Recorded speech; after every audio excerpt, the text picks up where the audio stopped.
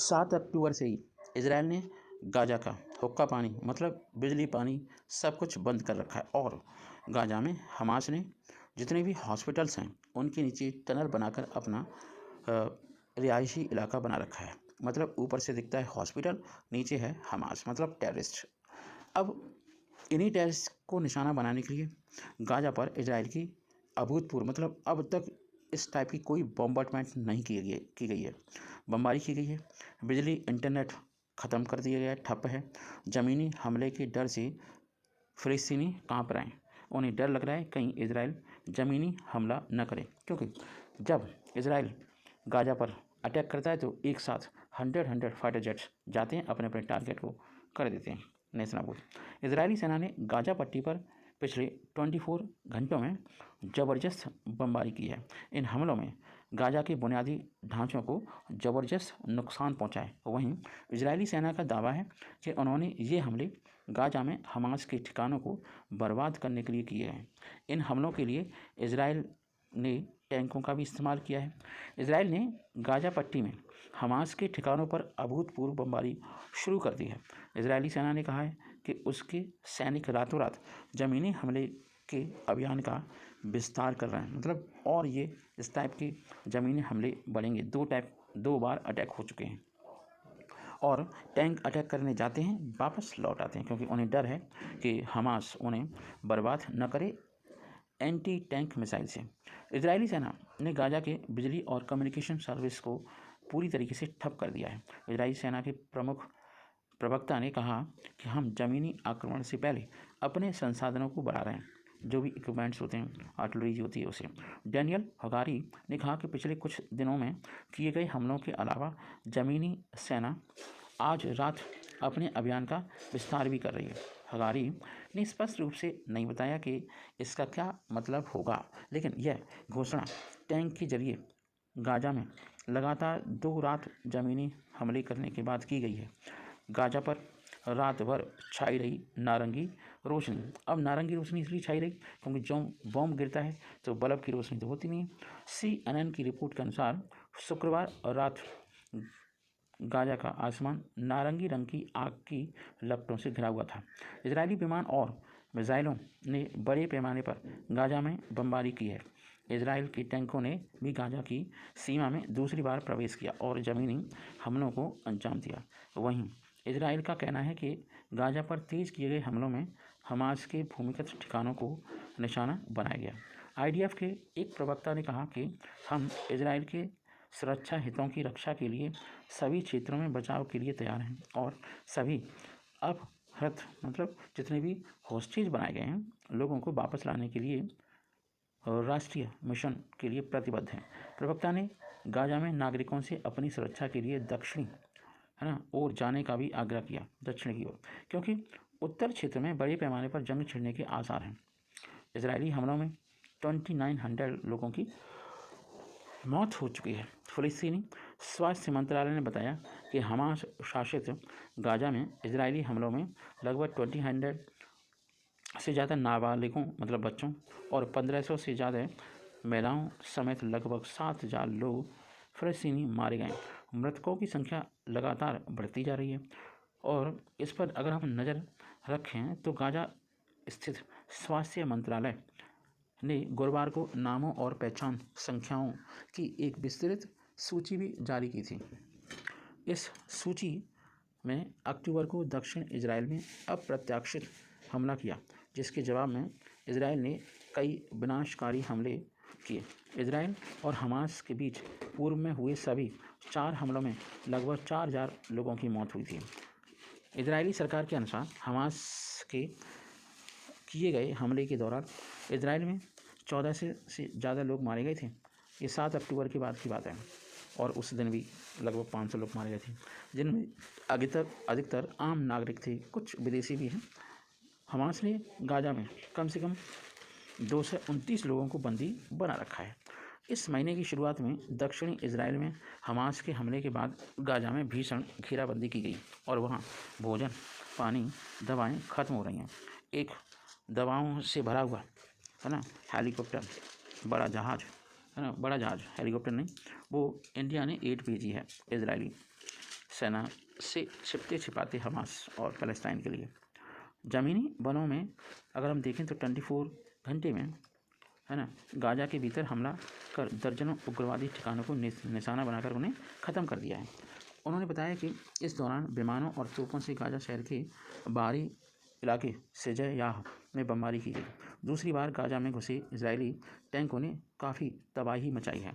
अब वहाँ पर तबाही का मंजर है। देखा कि 7 अक्टूबर को हमास ने इजराइल पर हमला कर दिया और ये एक टेररिस्ट अटैक था। पीएम मोदी ने इजराइल को सपोर्ट कर दिया। इसके बाद तुरंत पूरे भारत में जगह जगह पर कुछ अंधभक्तों ने, है ना, क्या किए, प्रोटेस्ट किए हमास के सपोर्ट में। लेकिन फिर बाद में ये तय हुआ कि इंडिया का स्टैंड अलग है। इंडिया हिंसा को कभी भी बढ़ावा नहीं देता। इसी चीज़ का बदला लेने के लिए कुछ अंधभक्तों ने कतर का सपोर्ट किया होगा, तभी ऐसा हुआ है। मैं बात करने वाला हूँ कि कतर ने भारत के साथ बदला लिया है, ये मैं दावे के साथ कह सकता हूँ, क्योंकि भारत ने इजराइल को सपोर्ट किया, इजराइल हमास जंग के बीच में, और इसी बात से संबंधित है आज का ये वीडियो। आपको बता दें कि कतर में फंसे हुए 8 पूर्व अधिकारी, ये नेवी के अधिकारी हैं, एक्सपर्ट हैं, रिटायर्ड हैं, और वो एक प्राइवेट कंपनी में वर्क कर रहे थे। कहाँ पर? कतर में। कतर की राजधानी दोहा में भारतीय नौसेना के 8 पूर्व अधिकारियों को मौत की सज़ा सुनाई गई है। ये भी एक स्तब्ध करने वाली, शॉक करने वाली न्यूज़ है। इस तरह से ये पता लगता है कि भारत की डिप्लोमेसी पूरी तरह फेल हो चुकी है। मुझे ऐसा लगता है कि जो इंटरनेशनल रिलेशंस होते हैं, ज़रा ज़रा से बहुत नाजुक रिश्ते होते हैं, और ये ज़रा से ज़रा कोई प्रॉब्लम क्रिएट होने पे अच्छे से अच्छे रिलेशन ख़राब हो जाते हैं। वैसे सबको ये मालूम है कि भारत के कतर के साथ अच्छे रिलेशन हैं, लेकिन आजकल इजराइल के ख़िलाफ़ एक प्रकार का तूफ़ान सा चल पड़ा है। इस फैसले ने जो सज़ा सुनाई गई है सबको हैरान कर दिया है। इंटरनेशनल मीडिया कुछ बोल नहीं रहा है। ये ऐसे सेंसिटिव मुद्दे होते हैं जिन पर लोगों को ज़्यादा जानकारी साझा नहीं की जाती किसी भी कीमत पर। इजराइल हमास जंग से भी इस फैसले को जोड़कर देखा जा रहा है, और क्यों ना जोड़ा जाए। ये ऐसे वक्त में आया है, पिछले 8-10 महीने से ऐसा कुछ हुआ नहीं। विदेश मंत्रालय की ओर से कहा गया है कि वह इस पूरे मामले पर बारीकी से नज़र रखे हुए हैं। आपको बताएं कि इजराइल हमास जंग के बीच कतर से बहुत ही बुरी खबर आई है, भारत को चिंता में डालने वाली खबर है। कतर की जो अदालत है, क्या मैं तो केवल ये सोच रहा था, क्या कतर में भी न्यायपूर्ण मतलब फैसले होते हैं क्या? ऐसा हो सकता है। तो उन पर एक आरोप लगा दिया गया है। कतर की एक अदालत ने भारतीय नौसेना के 8 पूर्व नौसैनिक अधिकारियों को मौत की सज़ा सुना दी है। भारत सरकार इस सज़ा पर हैरान है और सभी जरूरी उपाय करने के बारे में सोच रहा है। और ये विदेश मंत्रालय ने जब इन्हें अरेस्ट किया गया था तब भी यही बात कही थी। तब से अब तक क्या डेवलपमेंट हुई? कोई डेवलपमेंट नहीं हुई। वहाँ के राजा ने इस चीज़ को सुनने से इनकार कर दिया है, और वो इजराइल को बार बार धमका रहा है कि हमास पर बॉम्बार्डमेंट वो बंद करे, नहीं तो इसका अंजाम अच्छा नहीं होगा। इससे भी लोग जोड़ के देख रहे हैं, क्यों ना जोड़ें? ये तो सोचने वाली, समझने वाली बात है कि कतर का रिलेशन, कतर किसके साथ सपोर्ट में होगा? 57 मुस्लिम देशों के साथ। इजराइल हमास जंग में इजराइल का समर्थन करने का बदला लिया गया है, ये पूरी तरीके से कहा जा सकता है। नौसेना के इन अधिकारियों को 1 साल से अधिक समय से हिरासत में रखा गया था, और बिना किसी चार्जशीट के इनके ऊपर मुकदमे चलाए गए। कोई बेल नाम की चीज़ नहीं हुई। मामले में जितनी तेज़ी दिखाते हुए कतर की ओर से जो फैसला आया है वह काफ़ी हैरान करने वाला है। भारत के विदेश मंत्रालय की ओर से कहा गया है कि हम सभी कानूनी विकल्पों पर विचार कर रहे हैं। आखिर यह पूरा मामला क्या है, और नौसेना के पूर्व अधिकारी कतर कैसे पहुंचे, इस पर हम विस्तार से समझाने की कोशिश करते हैं। आपको मालूम होगा कि भारतीय नौसेना के सभी 8 पूर्व अधिकारी कतर में एक निजी फर्म के लिए काम कर रहे थे। अगस्त 2022 से कतर की जेल में भारतीय नौसेना के 8 पूर्व अधिकारी बंद हैं। इन 8 पूर्व अधिकारियों के नौसैनिक अधिकारियों के नाम इस प्रकार हैं। नंबर 1 है कैप्टन वीरेंद्र कुमार वर्मा। सेकंड 1 है captain Navtej Singh Gill. Third number है captain Saurabh Vashisht. Fourth number है commander Sugunakar Pakala 5th number पर है। कमांडर अमित नागपाल 6 नंबर पर हैं। Commander Purnendu Tiwari 7th number पर हैं। Commander Sanjeev Gupta 8th number पर हैं। सेलर रागेश। इन नामों को आप अच्छे से समझ लें, सोच लें, और मैं इन नामों को इस वीडियो में बता दूंगा। इन सभी को जासूसी के आरोप में पूछताछ के लिए पहले तो हिरासत में लिया गया, अब ये आरोप लगाया गया है कि ये जासूसी इजराइल के लिए कर रहे थे। कतर में भारतीय नौसेना के इन अधिकारियों को हिरासत में लिए जाने के बाद कई दिन बाद भी या कई महीनों बाद भी उनके खिलाफ क्या आरोप है ये ओपन नहीं हो पाया है, यह बताया बिल्कुल नहीं गया है। अब जो जानकारी सामने आई है उसके मुताबिक भारतीय नौसेना के जिन अधिकारियों पर कतर में मुकदमा चल रहा था उन पर देश की हाई ग्रेड पनडुब्बियों पर इजराइल के लिए जासूसी के आरोप लगे हैं। कथित तौर पर ये पनडुब्बियाँ मेटा मटेरियल से कवर हैं। ये मेटा मटेरियल स्पेशल टाइप का सब्सटेंस होता है जिससे कोई लेज़र बीम सब्सटेंस, मतलब कोई ऐसा पदार्थ है जिस पर कुछ भी डिटेक्शन के कोई मशीन नहीं बनी है, जो उनकी सीक्रेट क्षमताओं को बढ़ाती हैं और उनका पता लगाना काफ़ी दूभर या मुश्किल हो जाता है। इस पूरे मामले पर भारत का क्या स्टैंड है ये समझाते हैं। कतर की अदालत से जैसे ही 8 भारतीय नौसेना के पूर्व अधिकारियों को मौत की सज़ा सुनाने का फैसला आया, उसने सबको हैरान कर दिया। भारत के विदेश मंत्रालय की ओर से कहा गया कि वह इस फैसले से बेहद हैरान है। इस मामले में सभी कानूनी विकल्पों पर विचार भारत कर रहा है।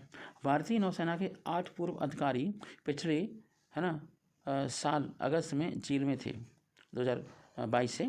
कतर के अधिकारियों की ओर से भारतीयों के खिलाफ लगाए गए आरोपों को सार्वजनिक भी नहीं किया गया है।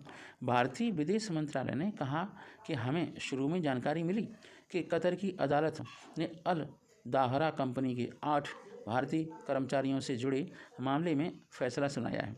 मंत्रालय ने कहा, हम मौत की सज़ा सुनाए जाने के फैसले से बेहद स्तब्ध हैं और फैसले के विस्तृत ब्यौरे की प्रतीक्षा कर रहे हैं। हम परिवार के सदस्यों और कानूनी दल के संपर्क में हैं। हम सभी कानूनी विकल्पों पर विचार कर रहे हैं। इजराइल हमास जंग के बीच कतर के इस फैसले पर सवाल उठना लाजमी है। क्या इजराइल का साथ देने की वजह से कतर की ओर से इतनी जल्दबाजी में यह फैसला लिया गया है? सवाल बहुत बड़ा है और यह सवाल उठना जायज़ है। कतर की ओर से काफ़ी सख्त लहजे में इजराइल को गाजा पर हमले रोकने के लिए कहा गया है।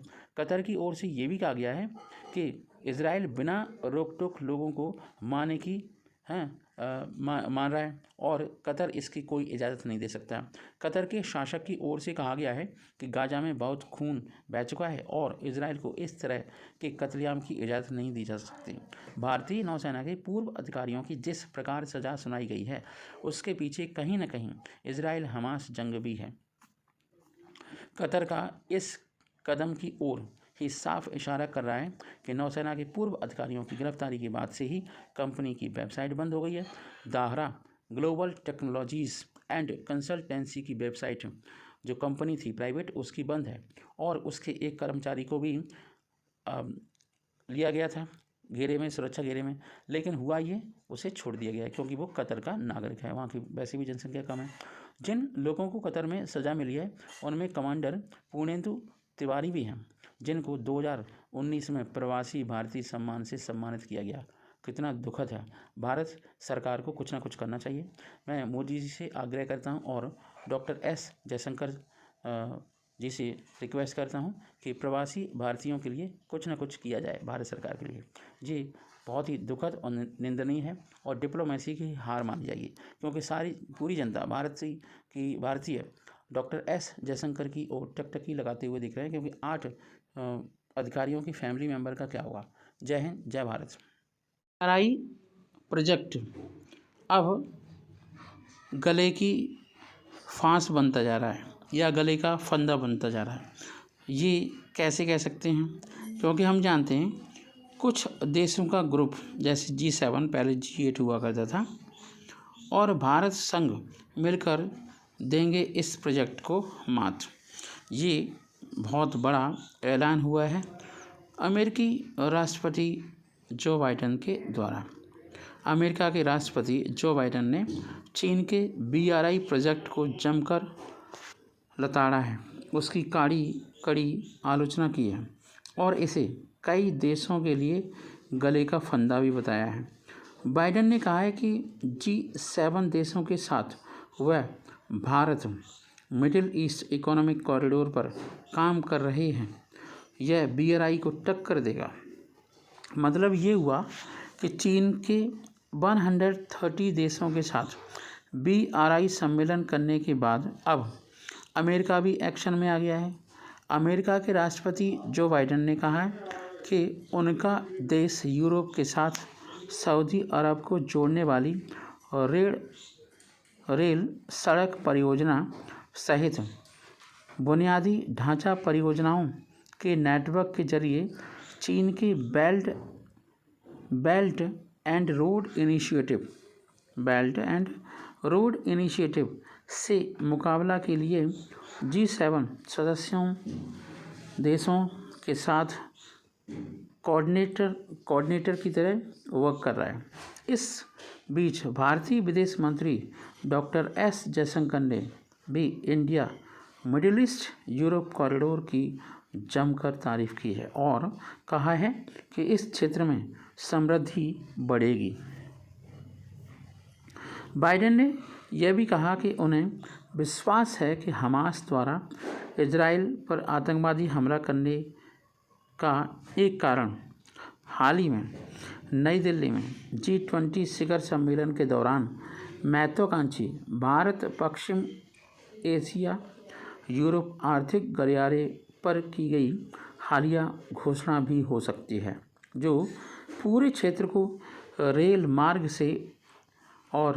के मजबूत नेटवर्क के साथ जोड़ देगी। उन्होंने ये भी कहा कि मैं इस बात से आश्वस्त हूँ, आई एम कॉन्फिडेंट अबाउट, कि हमास के हमले के कारणों में से एक यह भी था कि मेरे पास इसका कुछ सबूत तो नहीं है, लेकिन मेरी अंतर आत्मा मुझसे यही कहती है कि इजराइल के लिए क्षेत्रीय एकीकरण और समग्र रूप से क्षेत्रीय एकीकरण की दिशा में हमारे काम के कारण हमास ने ये हमला किया है। हम उस काम को नहीं छोड़ सकते। बेल्ट एंड रोड गले का फंदा बन चुका है चाइना का। यह एक हफ्ते से कम की बात है।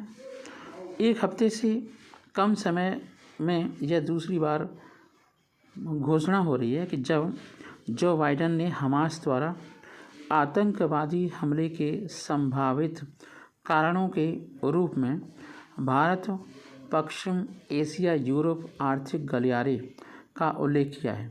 सितंबर में G20 शिखर सम्मेलन से अलग प्रधानमंत्री नरेंद्र मोदी और जो बाइडेन के नेतृत्व में दुनिया के आम नेताओं ने महत्वाकांक्षी भारत पश्चिम एशिया यूरोप आर्थिक गलियारे की शुरुआत की घोषणा की थी, अनाउंसमेंट किया था, जिससे क्या हुआ, कुछ देश चिढ़ गए, कुछ अनावश्यक शक्तियां चिढ़ गईं। बाइडेन ने अमेरिका की यात्रा पर पहुंचे ऑस्ट्रेलिया के प्रधानमंत्री एंथनी अल्बनीज के साथ रोज गार्डन में संवाददाता सम्मेलन में कहा कि हम उसे बेल्ट एंड रोड इनिशिएटिव पहल से मुकाबला करने जा रहे हैं और हम इसे अलग तरीके से कर रहे हैं। क्या करेंगे? बेल्ट एंड रोड पहल कर्ज में डूब गई है और जिन्होंने इस पर हस्ताक्षर किए हैं, यह उन अधिकांश राष्ट्रों के लिए गले का फंदा बन चुकी है। ऐसा क्यों हुआ है? उन्होंने कहा कि वे उन देशों के लिए बुनियादी ढांचा उपलब्ध कराने के लिए G7 भागीदारों के साथ काम कर चुके हैं और इस पर मजबूती से आगे बढ़ेंगे। ग्रुप ऑफ 7 G7 में Britain, Canada, France, Germany, Italy, Japan and America शामिल हैं। पहले इसमें रूस भी हुआ करता था। बाइडेन ने एक सवाल के जवाब में कहा कि हम चाहते हैं कि उदाहरण के लिए G20 में हम रियाद से पश्चिम एशिया, सऊदी अरब, इजराइल, यूनान तक एक रेल मार्ग बनाने के प्रस्ताव पर वर्क करें और इसमें हम सफल हों। हम न सिर्फ रेल मार्ग बल्कि यूरोप तक भूमध्य सागर के पार पाइपलाइन बिछाने में भी सक्षम हो सकते हैं अगर सब लोग कोऑर्डिनेशन से काम करें। सारे राष्ट्र। भारत ने यह पहल पहले से ही कर रखी है। अमेरिका के राष्ट्रपति ने कहा कि चीन के साथ अत्यधिक प्रतिस्पर्धा की उनकी पिछली टिप्पणी संघर्ष के मायने में नहीं थी। चीन को जवाब है ऑकस गठबंधन। ये ऑकस गठबंधन क्या है, इस पर भी एक नज़र डालते हैं। एक अन्य सवाल के जवाब में जो बाइडेन ने कहा, मैंने इस बारे में बात की कि हम अंतर्राष्ट्रीय नियमों के अनुसार आर्थिक, राजनीतिक और तरीकों से हर तरह से चीन के साथ प्रतिस्पर्धा कैसे करेंगे, लेकिन मैं संघर्ष की बात नहीं कर रहा हूँ। अल्बनीज अगले महीने चीन जाने वाले हैं। बाइडेन से पूछा गया कि ऑस्ट्रेलिया के साथ चीन की पुनः भागीदारी से आप क्या समझते हैं और क्या ऑस्ट्रेलिया बीजिंग पर भरोसा कर सकता है और क्या ऑस्ट्रेलिया चीन के साथ व्यापार कर सकता है। इस पर उन्होंने कहा कि एक मुहावरा है, विश्वास करें लेकिन सत्यापित भी न करें। लेकिन अगर हम देखें तो चीन इस समय अपनी आंतरिक और बाहरी कठिनाइयों से जूझ रहा है, उसके साथ स्ट्रगल कर रहा है। चीन की आर्थिक वृद्धि पहले की तुलना में स्थिर है। चीन उसी तरह की गतिविधियों में शामिल है जैसा कि रूस और कई अन्य देश कर रहे हैं, यानी वे दूसरे देशों को डराने धमकाने का काम कर रहे हैं, उनसे निपटने में शामिल हैं, उनकी प्रोग्रेस के बारे में नहीं सोच रहे हैं। उन्होंने कहा कि पिछले हफ्ते उन्होंने अमेरिका की ज़रूरतों को पूरा करने के लिए पनडुब्बी उत्पादन और रखरखाव को बढ़ावा देने और आकाश का समर्थन करने के वास्ते पूरक निधि में 3.4 अरब अमेरिकी डॉलर जारी करने का रिक्वेस्ट की। ऑकस संधि ब्रिटेन, अमेरिका और ऑस्ट्रेलिया के बीच एक त्रिपक्षीय गठबंधन है। ऑकस को रणनीतिक हिंद प्रशांत क्षेत्र में आक्रामक चीन के जवाब के रूप में देखा जाता है, जिसमें विवादित दक्षिण चीन सागर के अधिकांश हिस्सों पर उसका दावा उसका शामिल है। बाइडेन ने कहा कि ऑस्ट्रेलिया अमेरिका में महत्वपूर्ण निवेश कर रहा है और इस सौदे के तहत पनडुब्बियों का उत्पादन करने की उसकी क्षमता है। क्वाड से कर रहे चीन की घेराबंदी। उन्होंने कहा कि जब हमने समझौता किया तो चीन के राष्ट्रपति शी जिनपिंग ने मुझसे कहा कि हम सिर्फ चीन को घेरने की कोशिश कर रहे हैं। मैंने कहा नहीं, हम चीन को नहीं घेर रहे, हम सिर्फ यह सुनिश्चित कर रहे हैं कि समुद्री और रास्ते खुले रहें। वह अंतर्राष्ट्रीय हवाई क्षेत्र और जल क्षेत्र आदि के संदर्भ में सड़क के नियमों को एक तरफा रूप से बदलने में सक्षम नहीं है। यह सिर्फ इसी बारे में है। बाइडेन ने कहा कि क्वाड भी बहुत महत्वपूर्ण हिस्सा है। उन्होंने कहा कि इस घड़ी में जब ताइवान जल डमरू मध्य हिंद महासागर उस पूरे क्षेत्र में स्थिरता बनाए रखने के बारे में है। क्वाड के तहत जापान, भारत, ऑस्ट्रेलिया, अमेरिका से हिंद महासागर क्षेत्र में भी चीन की आक्रामक व्यवहार का मुकाबला करने से संबंधित एक गठबंधन बनाया गया है। इजराइल पर उन्होंने कहा कि इजराइल के पास अपने लोगों के नरसंहार का जवाब देने का अधिकार है, लेकिन इसके साथ मैं जिम्मेदारी भी जोड़ूंगा। हम यह सुनिश्चित करेंगे कि इजराइल के पास इन आतंकवादियों के खिलाफ अपनी रक्षा करने के लिए आवश्यक सब कुछ हो। यह एक गारंटी है। 7 अक्टूबर को आतंकवादी समूह द्वारा किए गए सडनली 14 100 लोगों की जान जा चुकी है हमले की वजह से, और इजराइल ने हमास के खिलाफ बड़े पैमाने पर जवाबी कार्रवाई भी की है। देखते हैं ये युद्ध अब कौन सा मोड़ लेता है। जय हिंद, जय भारत।